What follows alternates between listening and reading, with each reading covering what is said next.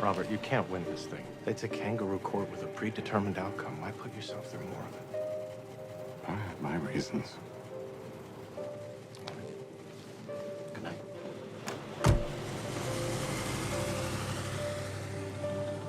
He has a point. I'm not sure you understand, Albert. No? I left my country never to return. You served your country well. If this is the reward she offers you, then perhaps you should turn your back on her. Damn it, I happen to love this country. Then tell them to go to hell. Doctor, during your work on the hydrogen bomb, were you deterred by any moral qualms?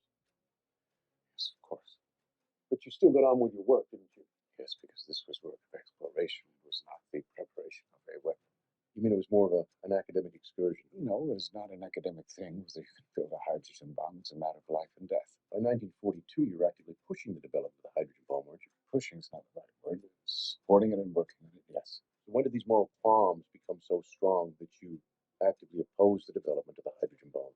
When it was suggested that it be the policy of the United States to make these things at all costs without regard to the balance between these weapons and atomic weapons as part of our arsenal. What do moral qualms have to do with that? Moral qualms have to do with it. Yeah. We freely used the atomic bomb. In fact, Doctor, you assisted in selecting the target to drop the atomic bomb on Japan, didn't you?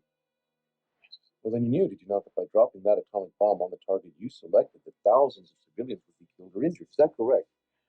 Yes, not as many as turned out. Oh, how many were killed or injured? 70,000. 70,000 at both Hiroshima and 110,000 in both. on the day of each bombing. Yes. In the weeks and years that followed, It has been put at somewhere between 50 and 100,000. 220,000 dead at least. Yes. Your moral scruples about that? Terrible ones. But yet you testified in here that the bombing of Hiroshima was very successful.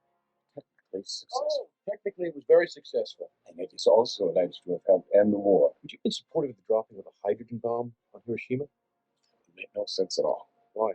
The target is too small. Well, supposing there had been a target in Japan big enough for a thermonuclear weapon, would you have been opposed to the dropping of it? This was not a problem with which I was confronted. Well, I'm confronting you with it now. Would you have been opposed to the dropping of a thermonuclear weapon on Japan because of moral scruples? Yes, actually, I would say.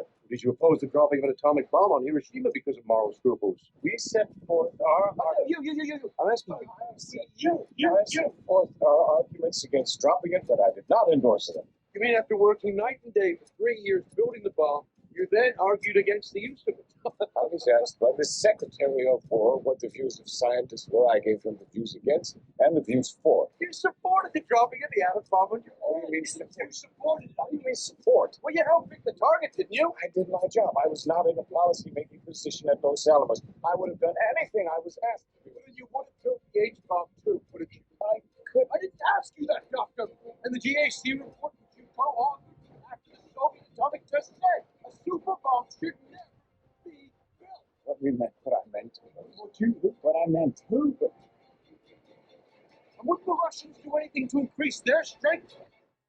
If we did it, they would have to do it. Our efforts would only fuel their efforts, just as it had with the atomic bomb. Just as it had with the atomic bomb, exactly. No moral scruples in 1945, plenty in 1949. Dr. Oppenheimer, when did your strong moral convictions develop with respect to the hydrogen bomb?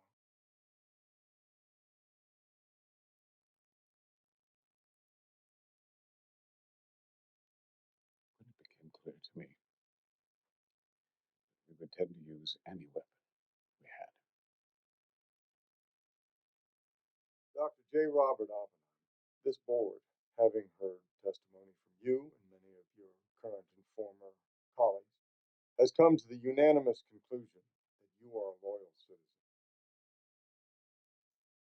However, in the light of your continuing associations and disregard for the security apparatus of this country, together with your somewhat disturbing conduct on the hydrogen bomb program and the regrettable lack of candor in certain of your responses to this board, we have voted 2-1 to to deny the renewal of your security clearance.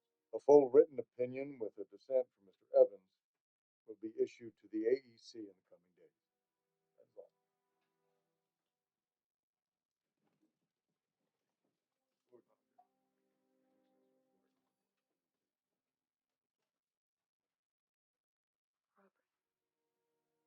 Robert,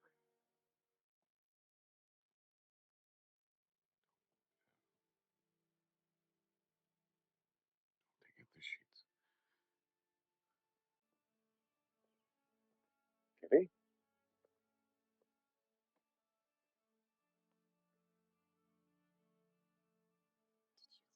that if you let them tar and feather you, the world would forgive you.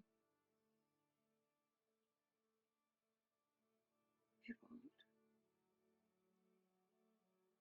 Let's see.